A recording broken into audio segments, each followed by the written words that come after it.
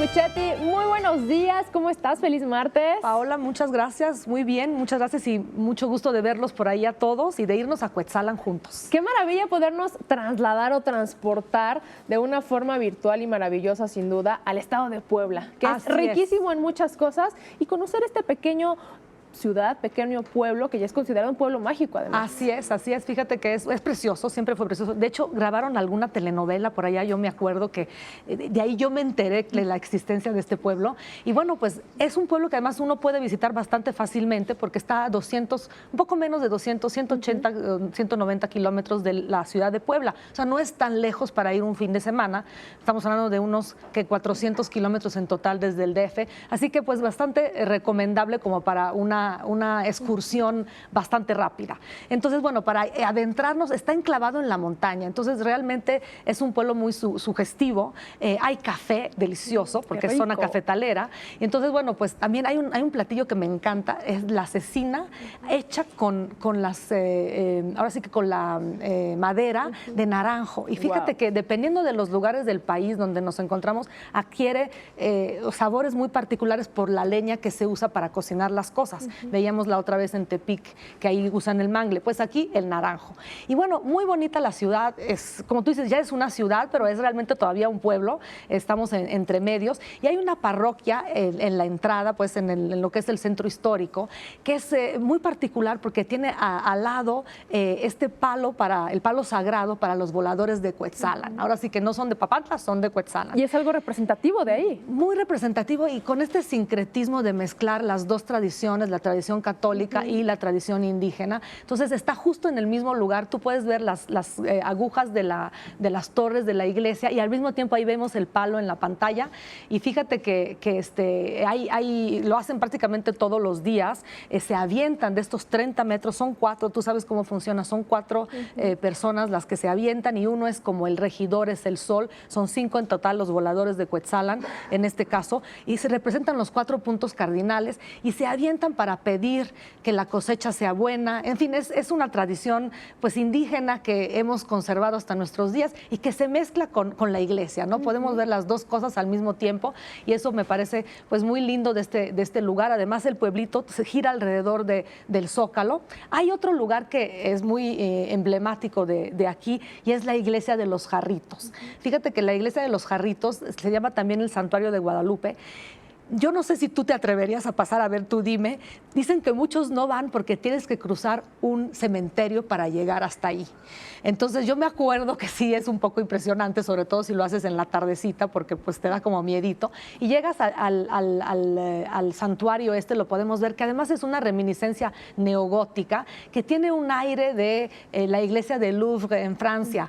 Entonces, pues es algo gracioso, se construyó relativamente no hace mucho, por ahí de 1895 me parece, esta iglesia, toda con esa reminiscencia neogótica. Vemos estas agujas, estas torres muy altas, y bueno, pues para los poco miedosos, ¿tú te atreverías, Paola? Yo me atrevería a cruzarlo, pero quizás en la mañana, al mediodía, exacto, ¿no? Exacto, y bien desayunadita y bien tranquilita, pero bueno, es lindo pensar que puede uno hacerlo, no hacerlo, o verla desde lejos también. Y bueno, tenemos también en el mero Zócalo el parque, se llama Celentino Gasca, que básicamente es la Alameda, pero es muy bonita porque la gente se sienta ahí y hay toda una vida. Ya sabes, en los pueblos que la Alameda realmente es el centro de la vida. Ahí tenemos el Palacio Municipal en pantalla, que está justo, que también es muy interesante porque hay una mezcla como entre digamos, algunos detalles reminiscentes indígenas, porque estos colores fuertes. Dicen que hay algunos decorados que se parecen a la Basílica de San Juan de Letrán en Roma.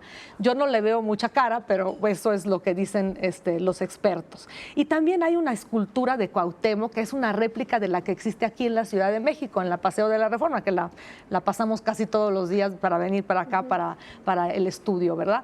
Y bueno, pues otras cosas que se pueden hacer. Hay un increíble mundo subterráneo, Paola. O sea, realmente es parte esto. ¿Cómo se lleva a cabo eso? ¿A través de minas? No, son grutas, grutas que uno puede visitar.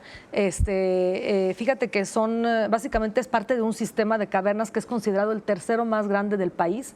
Entonces podemos ir Aquí tenemos todavía en pantalla el parque, más bien el Palacio Municipal, y pues bueno, todavía creo que nos faltaba una imagen, es la del Museo Etnográfico, antes de irnos a las grutas, el Museo Etnográfico Calmuahuistic, que es un pequeño museo realmente que, ahí está, ese es el que es.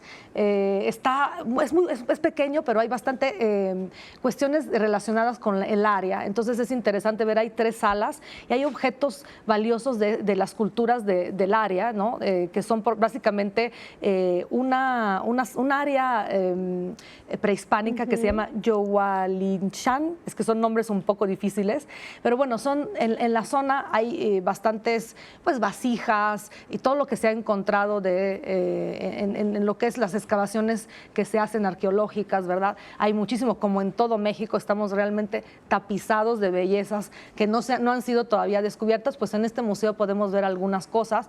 Es un museo pequeño, repito, pero vale la pena. ¿Qué hay con la venta de artesanías? ¿Podemos encontrar? Por supuesto. Porque si realmente algo central o típico de allá, ¿no? Digamos, es ver también el desarrollo de la vida indígena. Exacto. Qué maravilla poderlo encontrar a través de todas sus tradiciones, su cultura, pero sobre todo las artesanías que hacen ellos. Mira, la pintura, ahora sí que los bordados, hacen unos bordados muy lindos. Increíble. Todo eso lo podemos encontrar en el mercado de artesanías Matachuy. Excelente. Así se llama.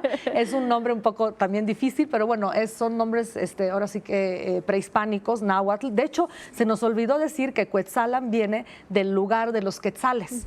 Pájaro colorado también es un topónimo náhuatl que tiene ese significado, me supongo, porque había muchos quetzales en la zona. Aquí estamos viendo algunas artesanías en pantalla. Obviamente el telar de cintura está presente en la zona. Y nos vamos después a lo que es la zona arqueológica, que trataba yo de decir el nombre, es Yohualichan. Yohualichan, así se dice.